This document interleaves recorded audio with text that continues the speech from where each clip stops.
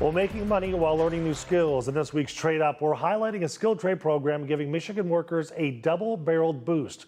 We're going to talk about apprenticeships at a local community college. First, though, we're going to show you one program in action, combining classroom instruction and on-the-job training. Here's Kim Gill. You can see the power of Michigan manufacturing inside the PCS company. There's drilling, hammering, and cranes lifting heavy metal as workers focus on their roles in the American plastics industry. We supply to molders and mold makers.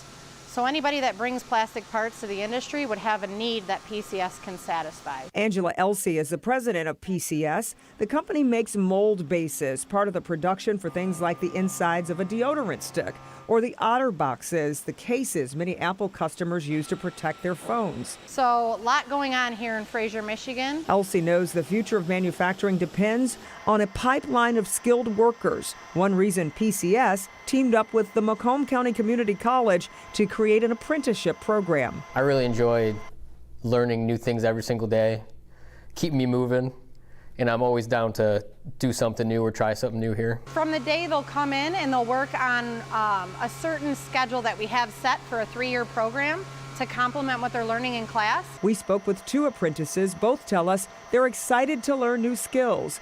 And for 37-year-old John Martinez, the program has become a key turning point in his life. I was not good in school like when I was younger, so this has given me actual goal to do better and better myself, especially starting a family pretty soon. A new beginning for Martinez, and the apprentice coordinator at Macomb Community College points out skilled trades can offer brighter futures for others who may not know what to expect. There's still a common misconception that these are, kind of dirty and dark environments in which people work. Kind of get that impression that when you're an apprentice, you've got this ball and chain on your ankle dragging around the shop floor.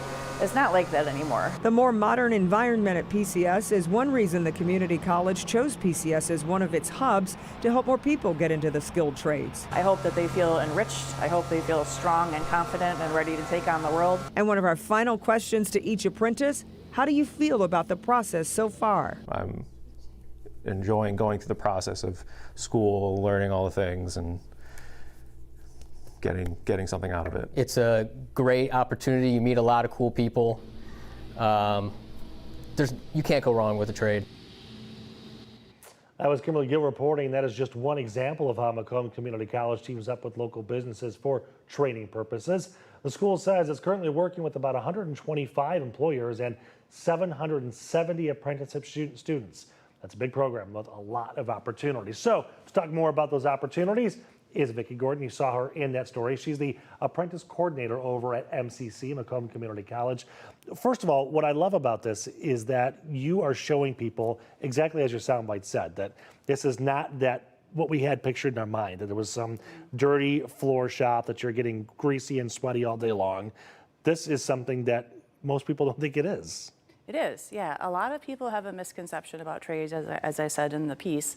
They are, influenced by family members possibly being in the trades in the past. Just the term apprenticeship sounding a little bit antiquated and not, the modern training model that it is. So it's evolved over the years, and a lot of the shops that I work with are exactly as you see them there. They're very highly skilled, highly technical jobs and lucrative careers in which students can really earn a great living. People, right, I should say, can really earn a great living and be very successful and support their families. I know that the training runs the gamut. I mean, you can learn, you can get trained for almost any kind of blue-collar job, can't you? Yes, yep. There's, with the Department of Labor, they have over 1,000 apprenticeable occupations. And even if an employer wanted to train, set up a training model in an occupation that isn't apprenticeable, that's something we still service employers for. Really? So we can really set up a curriculum for any kind of a job for which we, have the programming, which really is almost every trade that you can think of. Right. We have the classes for it. So we've been having this conversation for a couple of years now about the growing demand for these types of jobs. Are we seeing the numbers reflect that in terms of, we know the need is there, are the students, are the workers coming along with it? Yes, they are. Well, with the larger companies like the big three, those are incumbent workers that come into the apprenticeship programs. But a lot of the smaller shops like PCS, a lot of the different tool and die shops around the college, other suppliers, they are putting on apprentices in droves, and they are having a really good luck finding people. The name of the skilled trades, the opportunities.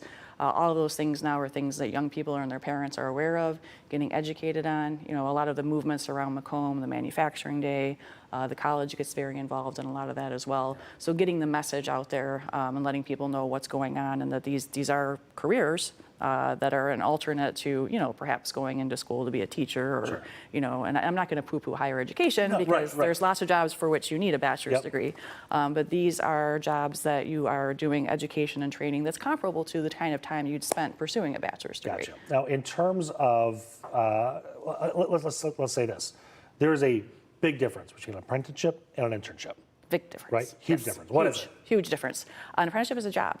Yeah, so you are not just placed into an apprenticeship, you have to work for it. You have to prepare a resume, you have to, get your interviewing skills polished. Show that you have some skin in the game. It's nice to be able to come in showing maybe that you had some career and technical classes in high school, which we know those are, popping up again and very popular in Macomb County high schools now. I don't understand why they went away. Yeah, I don't really get that either. Yeah, that was it's an interesting, and we could talk about this for hours, but it's an interesting to look back to when I was in school or you were in school to where you had to how go to it went college down, and now it's now it's coming back up again. So it's pretty exciting. But yeah, the movement, letting people know what's available, what's out there, taking some classes too is a good way to do it. So not just in high school, but if you graduate from high school and you're interested in an apprenticeship. It's nice to go and take some classes in a trade area. Oh, okay. See what get some classes on your resume, get your skills up, really be able to speak to that employer. And saying that they took those classes at Macomb Community College too goes a long way. We've been doing skilled trades for, probably 70 years now. Oh, wow. Yeah, okay. yeah. In terms of the age of student, does it matter? Can you start a brand new apprenticeship when you're 50 years old? Yeah. We have students that start apprenticeships at 50 years old. Yeah. Really? Some of my apprentices out of those 770, and they're all working, right? Because they're jobs and they're being sent to us by their employer. Some of them are in their 60s even. No kidding. Yeah, changing careers or maybe just getting that opportunity later in life and finally, going for it because they're tired of what they've been doing. So 18 to 65. Wow. So you mentioned something earlier that let's say there's a company out there that is realizing that the workforce is dwindling. They can start an apprenticeship program through you? Yeah, well, we don't. With your help? With my help, yep. We don't run an apprenticeship program at the college. We're the authorized provider of the related instruction, which is a federal requirement if you have a registered apprenticeship. I see. But we have a lot of the resources. We have relationships with Michigan Works that has an intermediary service that can register companies' programs. So it's a very dynamic process where we really give that employer all the support that they need to get going. It seems like a great opportunity, though, if they know that there's a problem on the horizon here. It really is. And we've seen companies coming back to the table. I think when first coming out of the recession, there was a lot of confusion. I think companies thought that, why doesn't the community college have an army of tool and die makers for hire? Well, we know what happened with the schools and the awareness of the trades. And so all of that has now turned a corner. And employers are starting to realize, hey, we do have to grow our own, and that's really the way to do it, to get them invested in you, you're investing in them, the loyalty, the long-term. Employers are looking for people that, not necessarily that are 18, but people that are going to stay with them over the long term. Sure, make it a career, not just a job. Yeah, make it a career, yeah. And even if that career is just 10 more years, employers are happy to have it. Vicki, thank you so much for coming in. Yeah, Very insightful. Thank you so much. Yeah, thanks for having me. It's been fun. It has been. Okay, so here at Local 4, we've actually partnered with Carhartt as we highlight these trade-up stories. This is all about shining a light on opportunities, as Vicki was talking about in the skilled trades. We want your story ideas. We would love you to nominate people making a difference in these fields. Just scan that QR code there in the bottom left-hand corner of your screen, or you can go to clickondetroit.com/trade-up.